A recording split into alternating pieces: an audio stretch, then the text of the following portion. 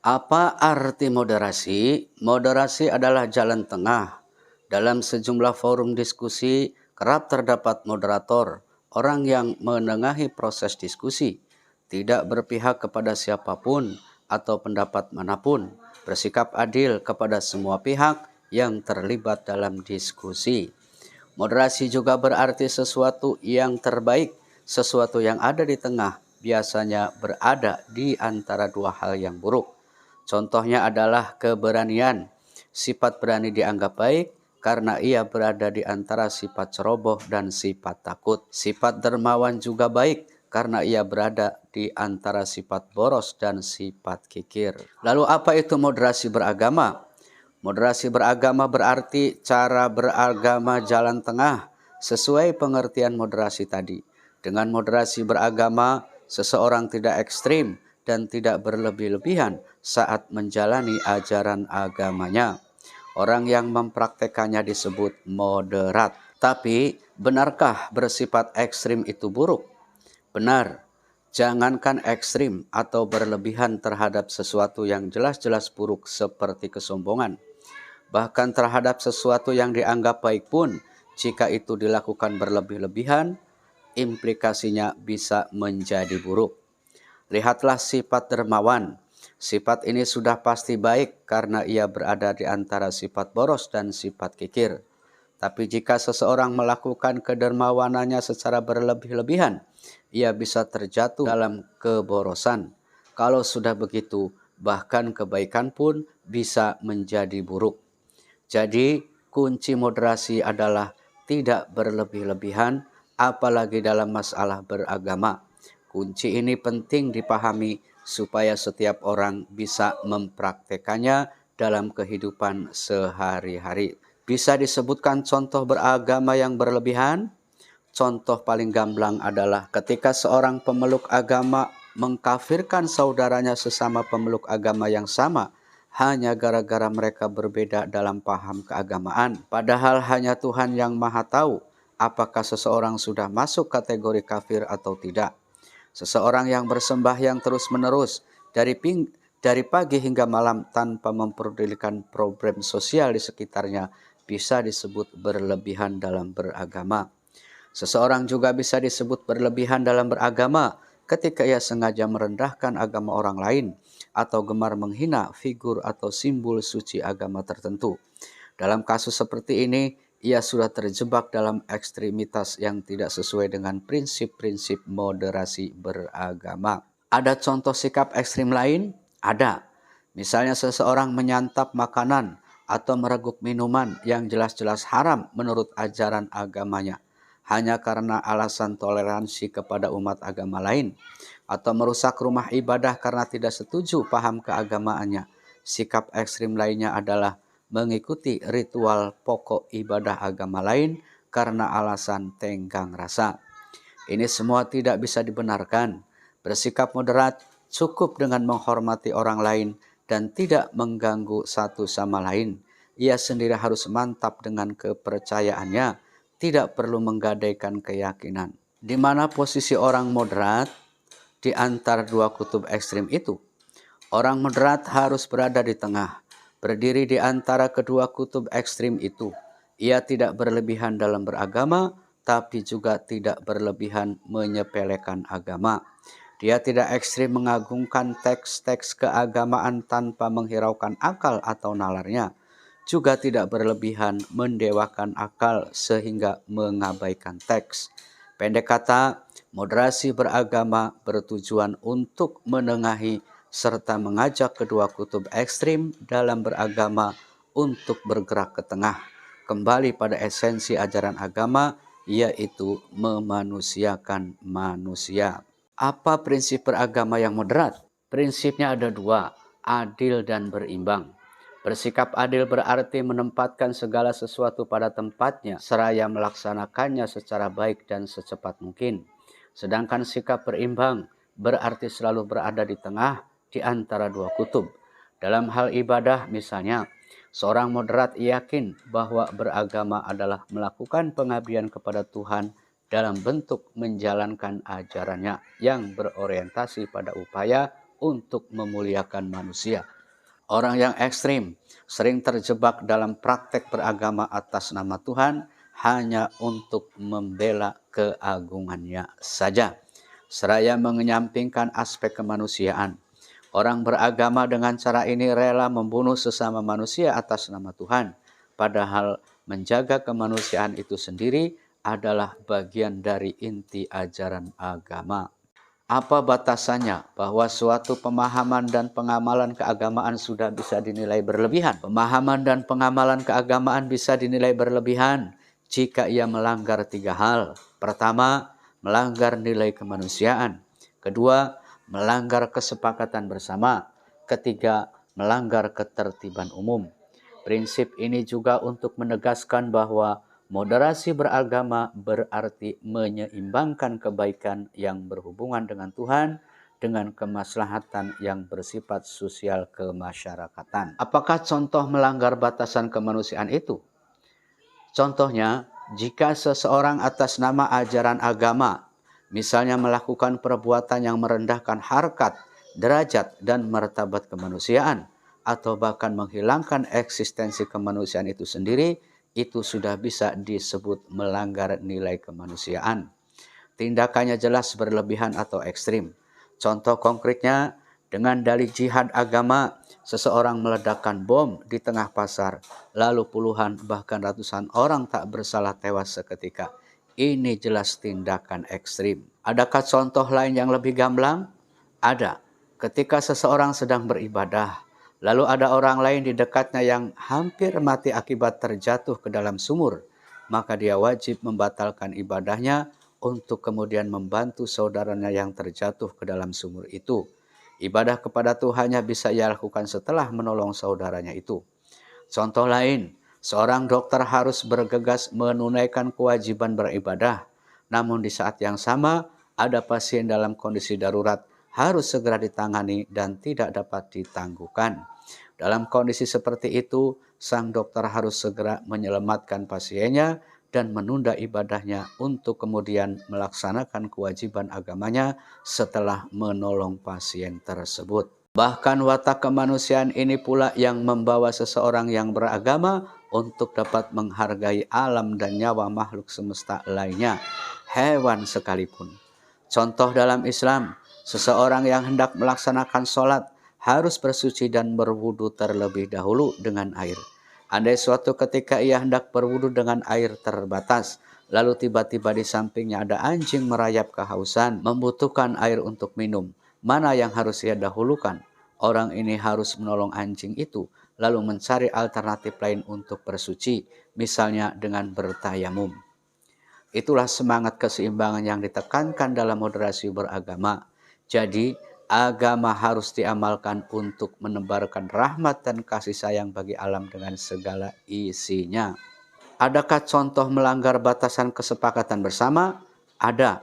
Contohnya, jika seseorang atas nama ajaran agama melanggar butir-butir Pancasila, Undang-Undang Dasar 1945, dan Negara Kesatuan Republik Indonesia yang telah menjadi kesepakatan bersama bangsa Indonesia dalam berbangsa dan bernegara, itu sudah bisa dinilai ekstrim dan melanggar. Dalam hal kehidupan bermasyarakat, niscaya juga banyak peraturan yang telah disepakati bersama oleh seluruh warga di lingkungan tempat tinggalnya.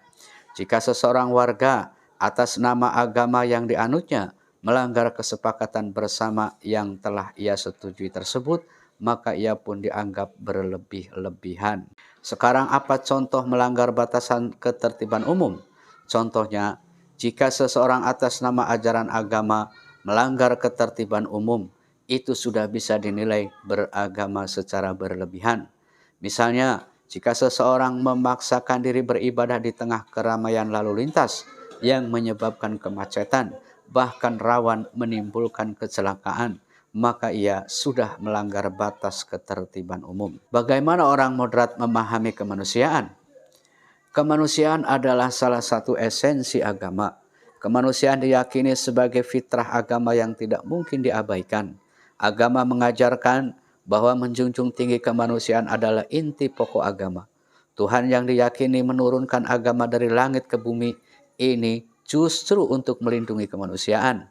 Pendek kata, inti pokok ajaran agama adalah untuk menjaga kemanusiaan, bukan untuk menghancurkan kemanusiaan itu sendiri. Jadi, kalau ada paham ekstrim atas nama agama yang berakibat menghancurkan kemanusiaan, misalnya mengakibatkan terbunuhnya orang tak bersalah, paham itu jelas bertentangan dengan fitrah agama dan tentu saja tidak bisa dibenarkan. Orang moderat akan memperlakukan mereka yang berbeda agama sebagai saudara sesama manusia dan akan menjadikan orang yang seagama sebagai saudara seiman. Orang moderat akan sangat mempertimbangkan kepentingan kemanusiaan di samping kepentingan keagamaan yang sifatnya subjektif. Bahkan dalam situasi tertentu, kepentingan kemanusiaan mendahului subjektivitas keagamaannya. Lalu samakah moderasi beragama dengan moderasi agama? Tidak sama. Agama tidak perlu dimoderasi karena agama itu sendiri telah mengajarkan prinsip moderasi, keadilan, dan keseimbangan. Jadi bukan agama yang harus dimoderasi, melainkan cara penganut agama dalam menjalankan agamanya itulah yang harus dimoderasi. Tidak ada agama yang mengajarkan ekstremitas, tapi tidak sedikit orang yang menjalankan ajaran agama berubah menjadi ekstrim. Lalu apakah contoh konkret untuk membedakan agama dan beragama? Misalnya, ajaran agama untuk memuliakan perempuan. Ajaran ini bersifat pasti dan tidak ada yang memperdebatkan. Itulah ajaran agama. Tapi bagaimana cara memuliakan perempuan menurut ajaran agama itu? Masing-masing umat beragama melakukan praktek yang berbeda-beda. Itulah yang disebut beragama. Contoh yang mudah, terlihat misalnya ada paham dan amalan agama yang ekstrim, membatasi aktivitas sosial perempuan, seperti larangan keluar rumah bagi perempuan meski untuk menuntut ilmu. Namun ada juga paham dan amalan agama yang memberi ruang kebebasan ekstrim bagi perempuan untuk beraktivitas sosial sehingga menyepelekan tanggung jawab mengurus keluarga. Di antara keduanya itu ada juga paham dan amalan agama yang cenderung moderat dengan memberikan hak-hak kesetaraan gender kepada perempuan tetapi tetap membatasinya dengan etika dan adat istiadat lokasi yang berlaku. Jadi, moderasi beragama sedangkan toleran? Ya, toleran itu adalah hasil yang diakibatkan oleh sikap moderat dalam beragama. Moderasi dalam proses, toleransi adalah hasilnya. Seorang yang moderat bisa jadi tidak setuju atas suatu tafsir ajaran agama, tetapi ia tidak akan menyalah-nyalahkan orang lain yang berbeda pendapat dengannya. Begitu juga seorang yang moderat niscaya punya keberpihakan atas suatu tafsir agama, tapi ia tidak akan memaksakannya berlaku untuk orang lain. Kalau begitu berarti orang yang moderat tidak teguh dalam beragama? Tentu saja tidak demikian. Seorang yang moderat juga harus memiliki pendirian teguh dan semangat beragama yang tinggi. Namun ia harus mampu memilah mana pokok ajaran agama, di mana ia harus berpendirian teguh, dan mana tafsir ajaran agama, di mana ia perlu toleran, menghormati pendirian orang lain, dan tidak menyalah-nyalahkan terkait urusan pokok agama. Tidak boleh ada kompromi dalam hal meyakini dan mempraktikannya. Tapi untuk urusan agama yang sifat hukumnya diperdebatkan dan ada beragam pandangan, seorang moderat akan mengambil sikap hukum tertentu untuk dirinya, tapi ia tidak memaksakan hukum itu berlaku untuk orang lain. Itulah makna toleran. Lalu bagaimana cara membedakan pokok agama dan tafsir agama? Untuk bisa memilih mana wilayah pokok agama yang harus dibela secara teguh dan mana wilayah tafsir agama yang terbuka untuk berbeda. Seorang umat beragama harus mempelajari ajaran agamanya dengan baik dan secara mendalam. Ia harus mencari ilmu melalui guru atau sumber yang dipercaya.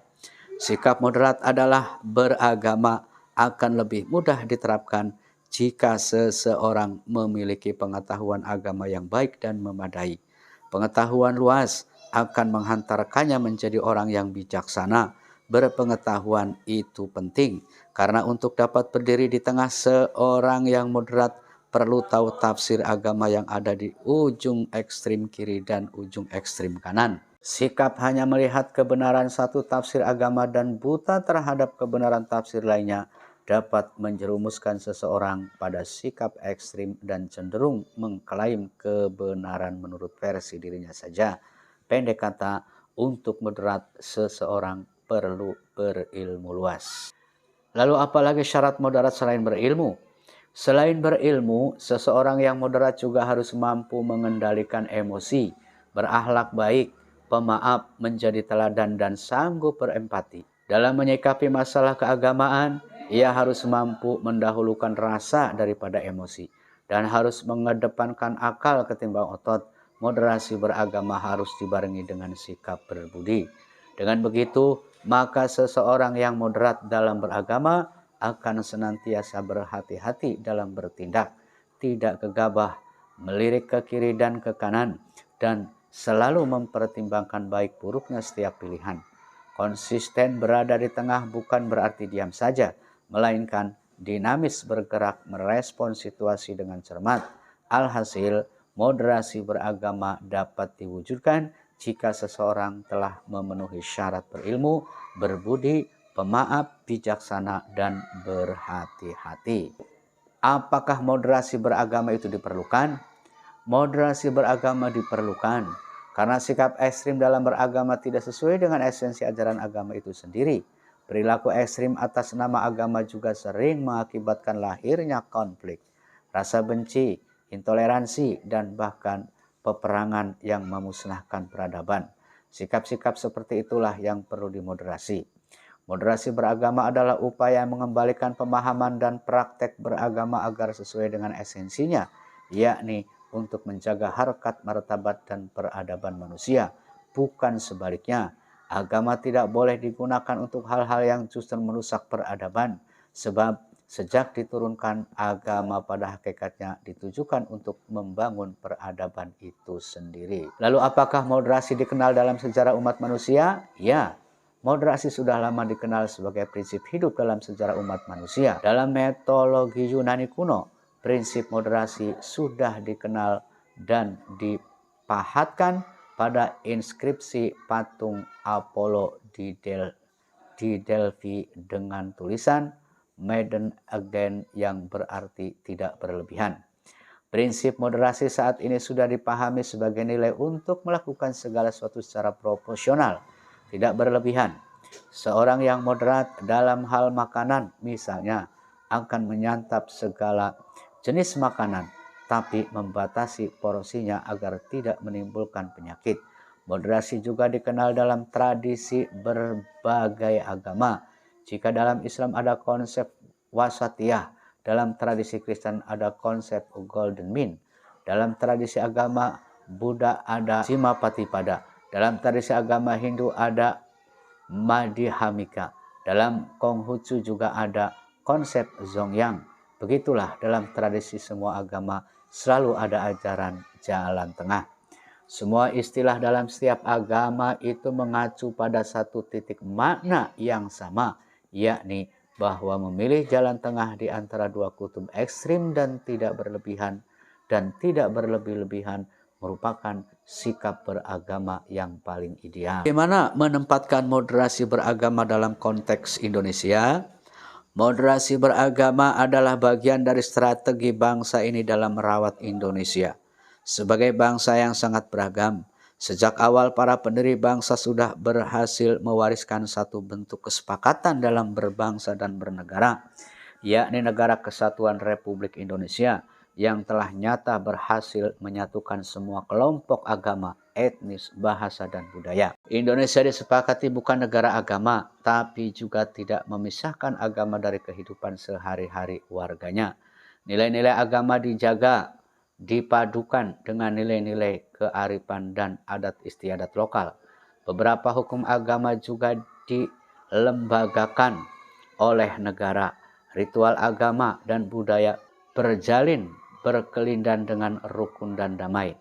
Itulah sesungguhnya jati diri Indonesia, negeri yang sangat agamis, dengan karakternya yang santun, toleran, dan mampu berdialog dengan keragaman. Moderasi beragama harus menjadi bagian dari strategi kebudayaan untuk merawat jati diri kita tersebut. Lalu siapa yang harus mengawal moderasi beragama? Tegaknya moderasi beragama perlu dikawal bersama, baik oleh orang per orang maupun lembaga, baik masyarakat maupun negara. Kelompok beragama yang moderat harus lantang bersuara dan tidak lagi memilih menjadi mayoritas yang diam. Bahkan keterlibatan perempuan juga akan sangat penting dalam upaya memperkuat moderasi beragama, mengingat kekerasan atas nama agama bisa saja dilakukan baik oleh laki-laki maupun perempuan. Setiap komponen bangsa harus yakin bahwa Indonesia memiliki modal sosial untuk memperkuat moderasi beragama. Modal sosial itu berupa nilai-nilai budaya lokal, kekayaan keragaman adat istiadat, tradisi bermusyawarah, serta budaya gotong royong yang diwarisi masyarakat Indonesia secara turun-temurun. Modal sosial itu harus kita rawat demi menciptakan kehidupan yang harmonis dalam keragaman budaya etnis dan agama. Jika dipikul bersama, Indonesia dapat menjadi inspirasi dunia dalam mempraktekkan moderasi beragama. Lalu apa peran yang harus dijalankan oleh negara? Dalam rangka menciptakan masyarakat yang moderat dalam beragama, negara perlu hadir memfasilitasi terciptanya ruang publik untuk menciptakan interaksi umat beragama. Jangan sampai negara malah melahirkan regulasi dengan sentimen agama tertentu yang diskriminatif dan diberlakukan secara umum di ruang publik. Kehadiran negara harus memfasilitasi, bukan mendiskriminasi. Sekianlah, semoga buku pintar moderasi beragama ini bermanfaat bagi kita semua dan mohon maaf atas segala kekurangannya. Wallahul muwaffiq ila aqwamit thoriq. Wassalamualaikum warahmatullahi wabarakatuh.